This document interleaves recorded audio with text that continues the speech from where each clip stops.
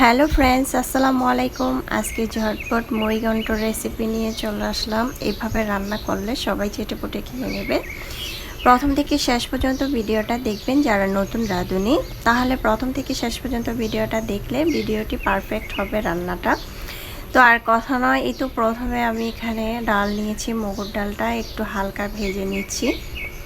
দেখতে পাচ্ছেন যখন এরকম ধোঁয়া উঠবে, হালকা একটু ভাজা হবে, তারপর কিন্তু এটাকে উঠিয়ে ফেলতে হবে, চুলার আঁচটা বন্ধ করে দিতে হবে। ডালটা কিন্তু খুব সুন্দরভাবে ভাজা হয়ে গিয়েছে।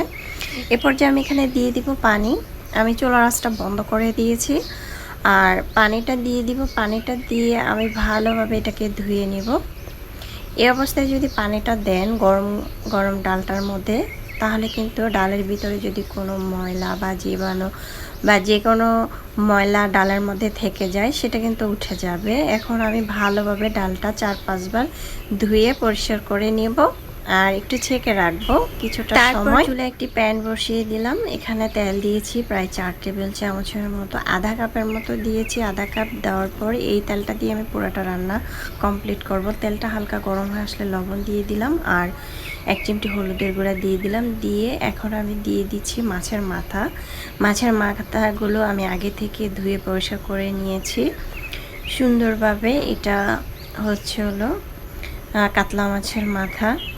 কাতলা মাছের মাথাটা খুব সুন্দরভাবে কেটে ধুয়ে পরিষ্কার করে এখন আমি সুন্দর করে হালকা করে মাছটাকে ভেজে নেব। আর দেখতে পাচ্ছেন হলুদ মাখতে হলো না, তেলের মধ্যে হলুদ দিলেই কিন্তু মাছটা পারফেক্ট ভাজা হয়ে যায়। এখন আমি এপাশ ওপাশ করে দিয়েছি। এখানে কিন্তু আমি 1 টুকরো মাছও নিয়েছি। আপনারা শুধু চাইলে মাছের মাথা দিয়েও তৈরি করতে পারেন, কোনো সমস্যা নেই। এখন এপাশ ওপাশ করে মাছের মাথাটা ভেজে নেব খুব সুন্দরভাবে। মাছের মাথাটা কিন্তু খুব সুন্দর করে ভাজা হয়ে গিয়েছে। এরপর যে আমি মাছের মাথাটাকে উঠিয়ে নেব।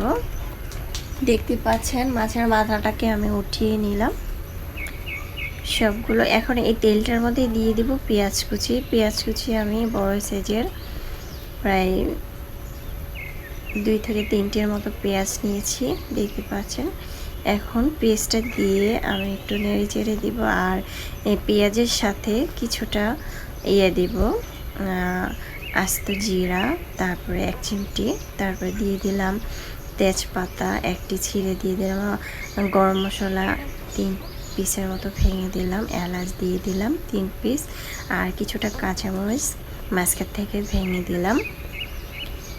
দিয়ে এখন একটু নেড়ে চেড়ে নিচ্ছি। পিসটা হালকা ভাজা হলে এই পর্যায়ে দিয়ে দিবে একটু আদা আর রসুন বাটা 1 টেবিল চামচ করে। আদা রসুনটা দেওয়ার পরে একটু হালকা ভেজে নিচ্ছি। তারপর আমি এখানে দিয়ে দিব 3টি শুকনো মরিচ। আবার কিন্তু খুব সুন্দর করে ভাজা হয়ে গিয়েছে, দেখতে পাচ্ছেন। এই পর্যায়ে আমি এখানে দিয়ে দিব গুঁড়া মশলাগুলো, মানে শুকনো মশলা একটু পরিমাণ পানি দিয়ে। তারপর মশলা দিয়ে দিচ্ছি, হলুদের গুঁড়া দিয়ে দিলাম 1/2 টেবিল চামচ, তারপরে দিয়ে দিলাম মরিচের গুঁড়া, দিয়ে দিলাম ধনিয়ার গুঁড়া 1 টেবিল চামচ। মরিচের গুঁড়া আমি এখানে 1.5 টেবিল চামচ দিলাম। তারপরে দিয়ে দিব ধনিয়ার গুঁড়া, জিরার গুঁড়া 1 টেবিল চামচ, চামচটা ভর্তি করে দিয়ে দিলাম পরিমাণ মতো লবণ। এখন মশলাটা সুন্দর করে কষিয়ে নিব। মশলাটা কিন্তু খুব সুন্দর করে কষানো হয়ে গিয়েছে। মশলা যত কষাবেন তরকারি খেতে তত ভালো লাগবে। এখন দিয়ে দিচ্ছি ডালটা। আমি কিন্তু ডালটা আগে থেকে ধুয়ে পরিষ্কার করে নিয়েছি, দেখতে পেয়েছেন। কিছুটা সময় ভিজিয়ে রেখেছিলাম। এখন ডালটাকে আমি মশলার সাথে কিছুক্ষণ কষিয়ে নিব। কষিয়ে নেওয়ার পরে আমি দিয়ে দিচ্ছি মাছের মাথাটা। মাছের মাথাটা দিয়েও আমি আরও কিছুক্ষণ ঢাকনা দিয়ে ঢেকে এটাকে কষিয়ে নিব। এই তো আমার কিন্তু খুব সুন্দরভাবে কষানোটা হয়ে গিয়েছে। আমি প্রায় 3 থেকে 4 মিনিট পর চলে আসলাম। এখন এপাশ ওপাশ করে নেড়ে দিচ্ছি। আর মাছ ডাল যত কষাবেন তরকারি খেতে কিন্তু তত ভালো লাগে। এরপর যে আমি দিয়ে দিচ্ছি 3 কাপ পানি। 3 কাপ পানি দিয়ে আমি ভালোভাবে নেড়ে চেড়ে দিচ্ছি। নেড়ে চেড়ে দিয়ে এবার ঢাকনা দিয়ে ঢেকে রেখে দেবো 5 মিনিট। প্রথমে চুলার আঁচটা বাড়িয়ে দিব, তারপরে চুলার আঁচটা কমিয়ে দিব। এই তো 5 মিনিট পর চলে আসলাম। ডালটা কিন্তু খুব সুন্দরভাবে সিদ্ধ হয়ে গিয়েছে। আর মুড়ি ঘন্টর মধ্যে ডাল বেশি গলে গেলে কিন্তু খেতে ভালো লাগবে না। এখন ধনেপাতা কুচি দিয়ে আমি ডালটাকে উঠিয়ে নেব। আশা করছি রেসিপিটি ভালো লেগেছে। ভালো লাগলে অবশ্যই চ্যানেলটা সাবস্ক্রাইব করে লাইক দিয়ে পাশে থাকবেন।